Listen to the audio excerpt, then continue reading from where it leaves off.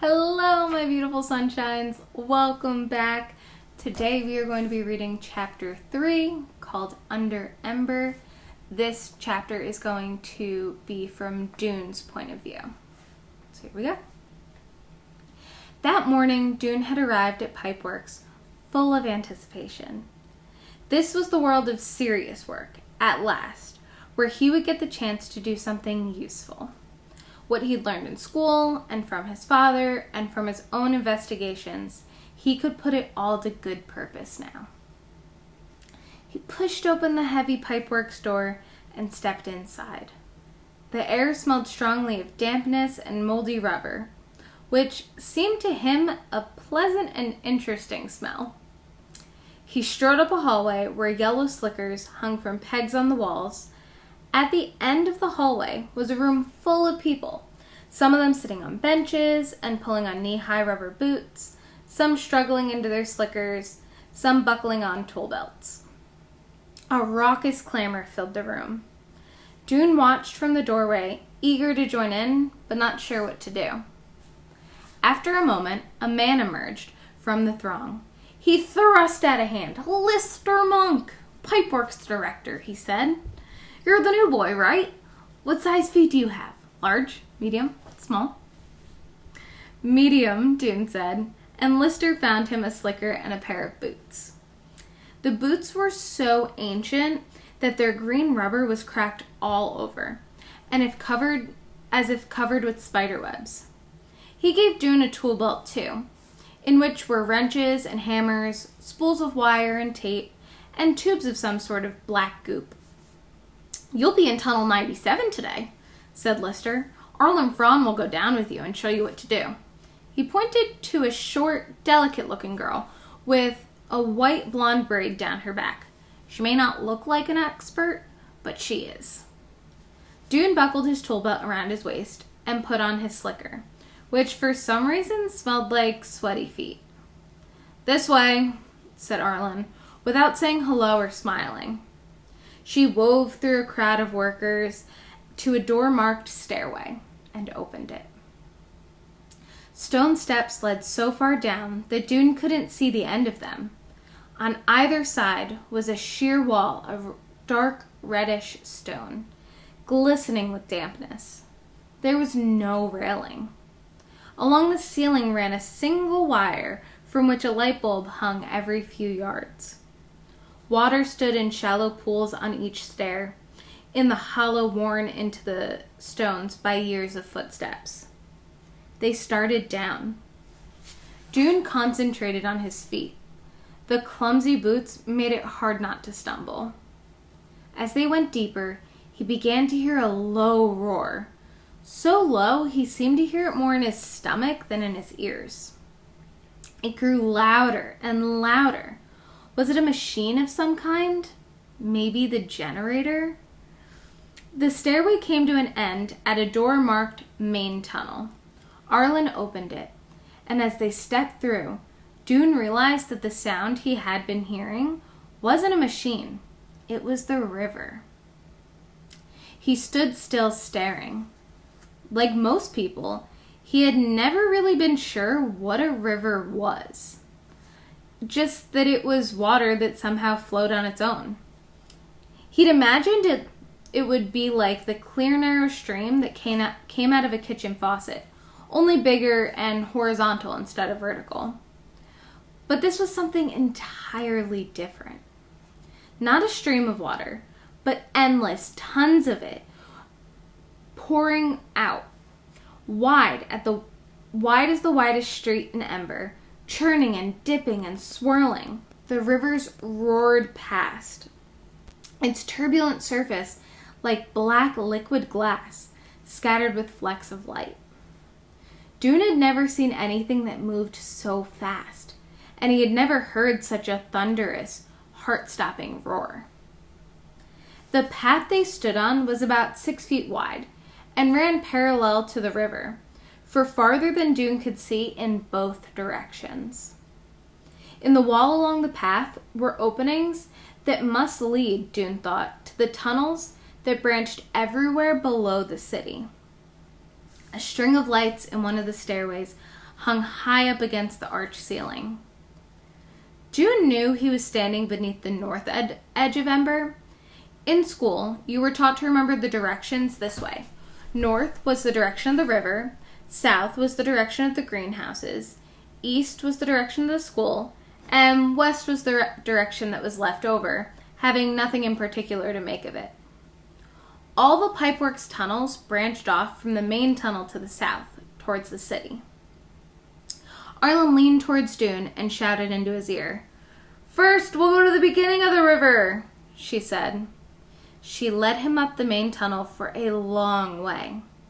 They passed other people in yellow slickers, who greeted Arlen with a nod and glanced curiously at Dune. After 15 minutes or so, they came to the east edge of the pipeworks, where the river surged from a deep chasm in the ground, churning so violently its dark water turned white and filled the air with a spray that wet Dune's face. In the wall to the right was a wide double door. "See the door right there?" Arlen shouted, pointing. "Yeah," Dune shouted back. "That's the generator room. Can we go in?" "Of course not," said Arlen. "You have to have special permission." She pointed back down the main tunnel. "Now we'll go to the other end of the river," she said. She led him back past the stairway door, all the way to the west edge of the pipeworks.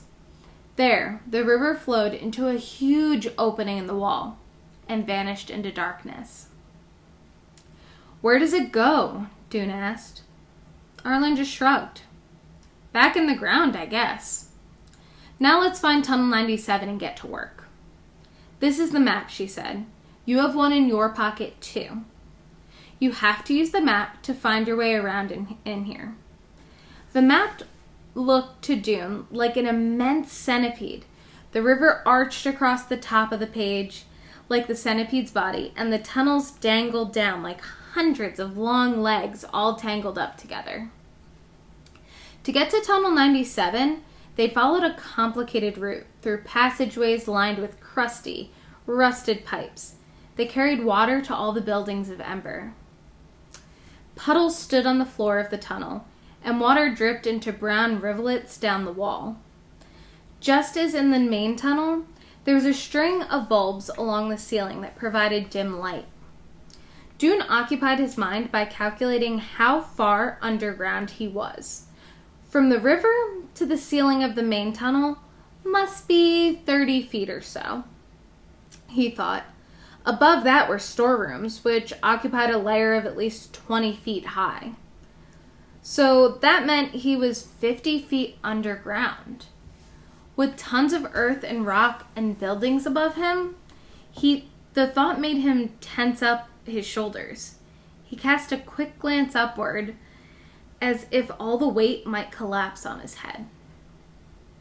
"Here we are," said Arlen as she was standing next to the leak that spurted a stream of water straight out of the wall. "We have to turn the shutoff valve, take the pipe apart, put on a new connector, and stick it back together again."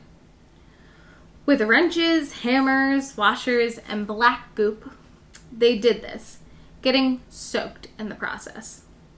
It took them most of the morning and proved to Dune that the city was in even worse shape than he suspected. Not only were the lights about to fail and the supplies about to run out, but the water system was breaking down.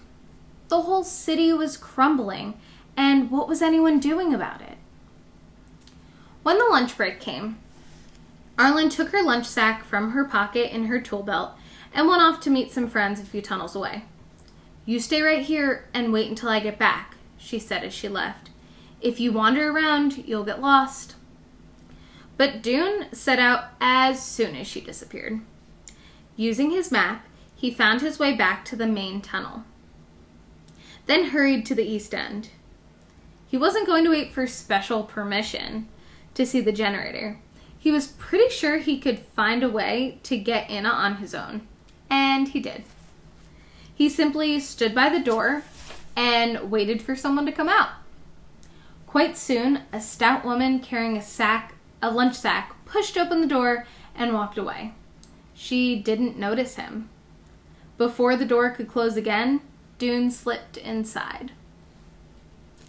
Such a horrendous noise met him that he staggered back a few steps. It was an ear-splitting, growling, grinding, screaming noise, shot through with a hoarse rickety-rickety sound and underscored with a deep chugga, chugga, chugga. Dune clapped his hands over his ears and stepped forward. In front of him was a gigantic black machine 2 stories high. It was vibrating so hard it looked like it might explode any second. Several people wearing earmuffs were busy around it. None of them noticed him come in. He tapped one of them on the shoulder, and the person jumped and whirled around. He was an old man, Dune saw, with a deeply lined brown face. "I want to learn about the generator!" Dune screamed. He might as well have saved his breath. No one could be heard in this uproar. The old man glared at him, made a shooing motion with his hand, and turned back to work. Dune stood and watched for a while. Beside the huge machine were ladders on wheels that workers pushed back and forth and climbed up on to reach the high parts. All over the room, greasy-looking cans and tools littered the floor. Against the walls stood big bins, holding every kind of bolt and screw and gear and lever and rod and tube, all of them black with age and jumbled together. The workers scurried between the bins and generator or simply stood and watched the thing. After a few minutes, Dune left. He was horrified. All of his life, he studied how things worked. It was one of his favorite things to do. He could take apart an old watch and put it back together exactly as it had been. He understood how the faucets in the sink worked. He'd fixed the toilet many times. He'd made a wheeled cart out of old parts of an armchair. He even had a hazy idea of what was going on in the refrigerator. He was proud of his mechanical talent. There was only one thing he didn't understand at all, and that was electricity. What was the power that ran through the wires and into the light bulbs? Where did it come from? He thought that if he could just get a look at the generator, he would have a clue he needed. From there, he could begin to work on a solution that would keep the lights of Ember burning. But one glimpse of the generator showed him how foolish he was. He expected to see something whose workings he could understand. A wheel turning, a spark being struck, some wires that led from one point to another. But this monstrous roaring thing, he wondered if anyone understood how it worked. It looked as if they were all doing it, as if all they were doing was trying to keep it from flying apart. As it turned out, he was right. When the day was over, he went upstairs, taking off his boots and slicker. He saw the old man from the generator room and went to talk to him. "Can you explain to me about the generator?" he asked. "Can you tell me how it works?" The old man just sighed. "All I know is the river makes it go." "But how?" The man shrugged. "Who knows? Our job is just to keep it from breaking down. If it breaks, we gotta put on a new one. If a part freezes up, we gotta go oil it." He wiped his hand wearily across his forehead, leaving a streak of black grease. "I've been working on the generator for 20 years. It always manages to chug along, but this year, I don't know. The thing seems to break down every couple minutes." He cracked a wry smile. "Of course, I hear we might run out of light bulbs before that, and it won't matter if the generator works or not." Running out of light bulbs, running out of power, running out of time. Disaster was right around the corner. That's what Dune was thinking when he stopped outside the gathering hall on his way home and saw Lena on the roof. She looked so free and happy up there. He didn't know why she was on the roof, but he wasn't surprised. It was the kind of thing she did, turning up in unexpected places. And now that she was a messenger, she could go just about anywhere. But how could she be so lighthearted when everything was falling apart? He headed for home.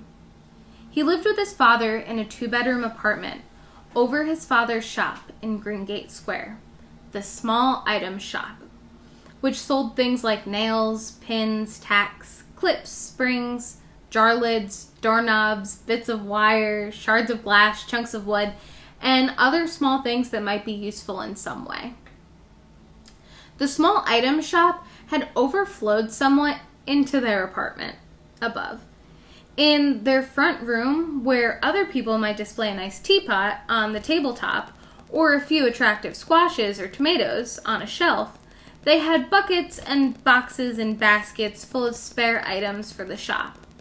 Things Dune's father had collected but not yet organized for selling. Often these items spilled over onto the floor. It was easy to trip over things in this apartment, and not a good idea to go barefoot. Today, Dune didn't stop in the shop to see his father before going upstairs. He wasn't in the mood for conversation. He removed 2 buckets of stuff from the couch and looked like mostly shoe heels and flopped down on the cushions. He'd been stupid to think he could understand the generator just by looking at it, when other people had been working on it for their entire lives. The thing was, he had to admit, he'd always thought he was smarter than other people. He'd been sure he could learn about electricity and help save the city. He wanted to be the one to do that. He had imagined many times a ceremony in Harkin Square organized to thank him for saving Ember, with the entire population in attendance and his father beaming from the front row. All Dune's life, his father had been saying to him, "You're a good boy and a smart boy. You'll do grand things someday. I know you will." But Dune hadn't done much that was grand so far. He ached to do something truly important, like finding the secret of electricity, and as his father watched, be rewarded for his achievement. The size of the reward didn't matter. A small certificate would do, or maybe a badge to sew on his jacket. Now he was stuck in the muck of pipeworks, patching up pipes that would leak and break again in a matter of days. It was even more useless and boring than being a messenger. The thought made him suddenly furious. He sat up, grabbed the shoe heel out of the bucket of his feet, and hurled it with all his might. It arrived at the front door just as the door opened. Dune heard a hard thwack and a loud ouch at the same moment. Then he saw the long, lean, tired-looking face of his father in the doorway. Dune's anger drained away. "Oh, I hit you. Father, I'm sorry." Dune's father rubbed the side of his head. He was a tall man, bald as a peeled potato, with a high forehead and long chin. He had kind, slightly puzzled gray eyes. "Got me in the ear," he said. "What was that?" "I got angry for a second," said Dune. "I threw one of those old heels." "I see," said his father. He brushed the bottle tops off of the chair and sat down. "Does this have to do with your first day at work, son?" "Yes," said Dune. His father nodded. "Why don't you tell me about it?" he said. Dune told him. When he was finished, his father ran a hand across his bald head as if smoothing down the hair that wasn't there. He sighed. "Well," he said, "it sounds unpleasant, I have to admit. About the generator, especially, that's bad news. But the pipeworks is your assignment. No way around it.